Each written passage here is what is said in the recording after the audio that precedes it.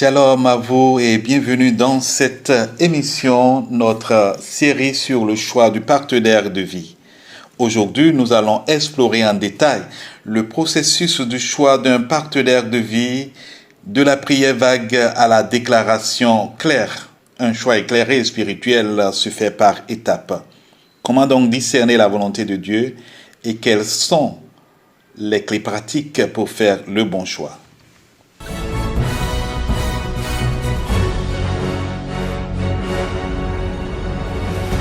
Dans nos précédentes émissions, nous avons abordé les différents types d'amour et leur impact sur le choix du partenaire. Nous avons vu que l'amour véritable se construit sur des principes solides et spirituels. Aujourd'hui, nous allons aller plus loin en détaillant les étapes pratiques du choix d'un partenaire de vie.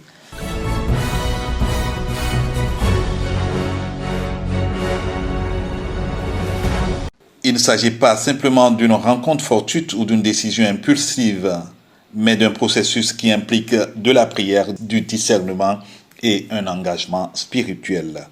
Ce processus commence avant même de rencontrer la personne et continue pendant la relation jusqu'à l'engagement officiel. Dieu nous invite à être conscients de notre choix et à l'accompagner avec sagesse. Le bon choix repose sur un équilibre entre le discernement personnel et la guidance divine.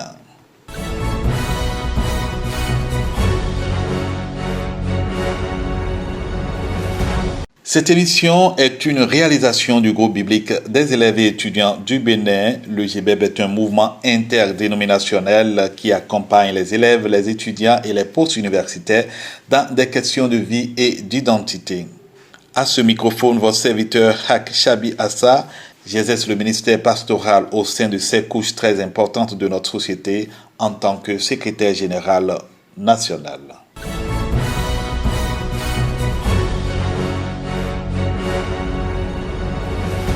Revenant sur le thème de notre émission, il faut dire que le choix d'un partenaire de vie est un processus, pas une décision précipitée.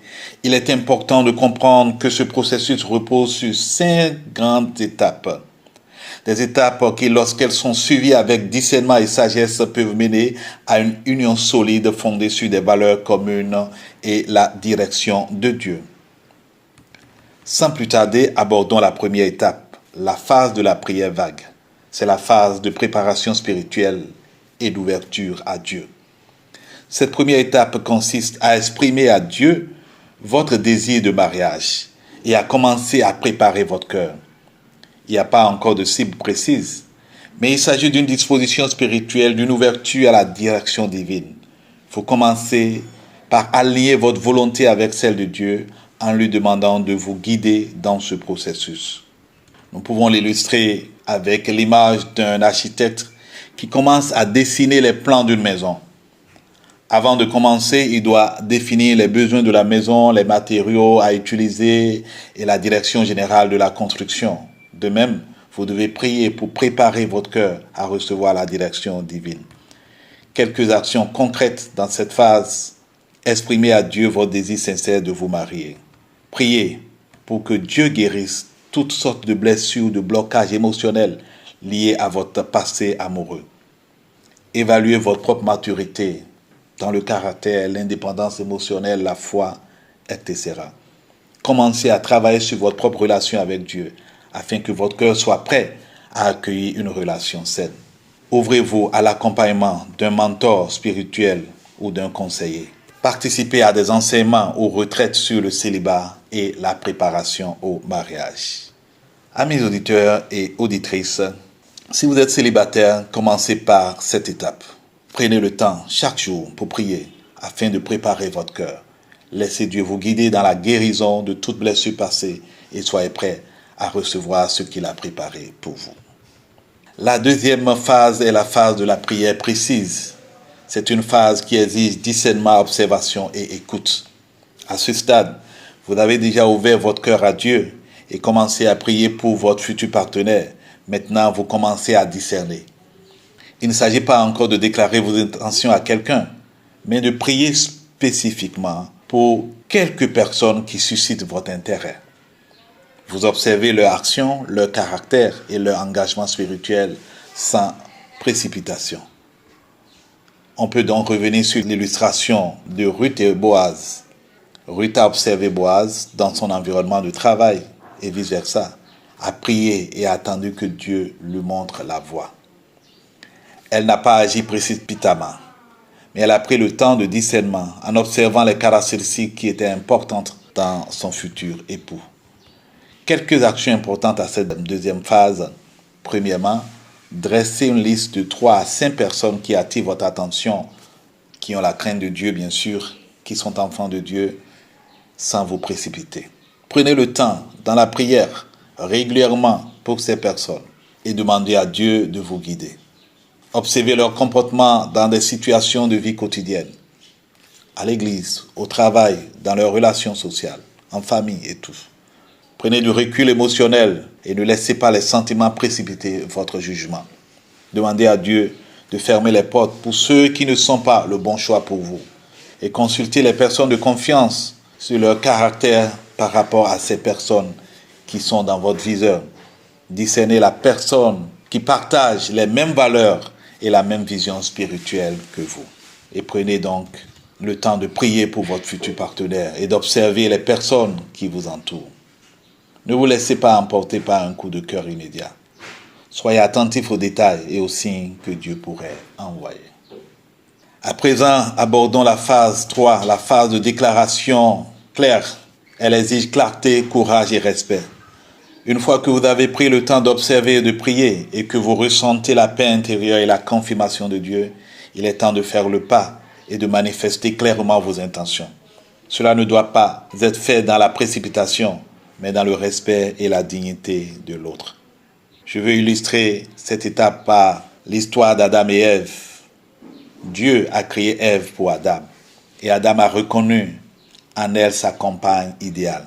Lorsqu'il a vu quel était l'os de ses os, il n'a pas hésité à l'accepter et à la déclarer. Cette déclaration est un acte courageux et clair, fait avec respect et reconnaissance de la volonté de Dieu. C'est une phase importante pour le futur marié. Les femmes ici attendent en prière que l'élu de leur cœur fasse cette déclaration finale, tandis qu'elles ne cachent non plus de façon indirecte qu'elles sont prêtes à recevoir cette déclaration. Donc, des actions concrètes à cette phase. Il faut prendre l'accord final du mentor spirituel ou de la personne de confiance qui vous suit dans le processus avant de faire ce pas. Il faut organiser la rencontre privée, mais dans un lieu public, un lieu ouvert, pour exprimer votre intention clairement.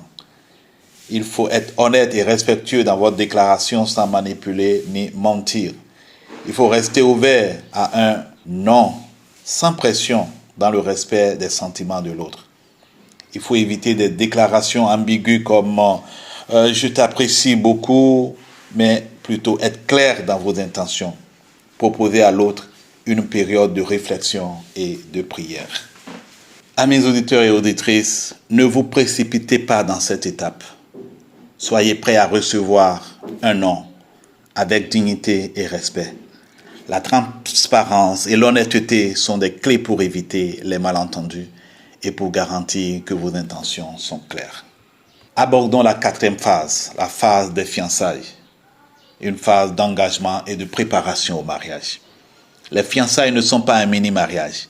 Elles sont une période d'apprentissage, d'ajustement et de préparation à une vie commune. Cette étape vous permet de poser les bases solides pour un mariage réussi. Et nous avons l'illustration avec Marie et Joseph qui nous montre l'importance de cet engagement. Avant leur mariage, ils ont eu le temps de se préparer, de discuter de leurs attentes et de se préparer spirituellement aussi. Les fiançailles ne sont pas une simple promesse, mais une période où le couple se prépare à la réalité du mariage. Quelques étapes importantes et pratiques de cette phase. Discuter de tous les aspects importants du mariage, finances, communication, sexualité, valeurs familiales. Participer à une préparation au mariage avec un mentor, une école de formation au mariage. Apprendre à résoudre les conflits de façon saine. Travailler ensemble sur des projets communs. Finances, responsabilités domestiques et vision du foyer. S'engager à la pureté, à l'exclusivité et à l'intégrité. Bien-aimés, les fiançailles doivent être un temps d'ajustement et de préparation. Utilisez ce temps pour renforcer votre relation. Discutez des défis futurs et vous préparerez ensemble un engagement durable.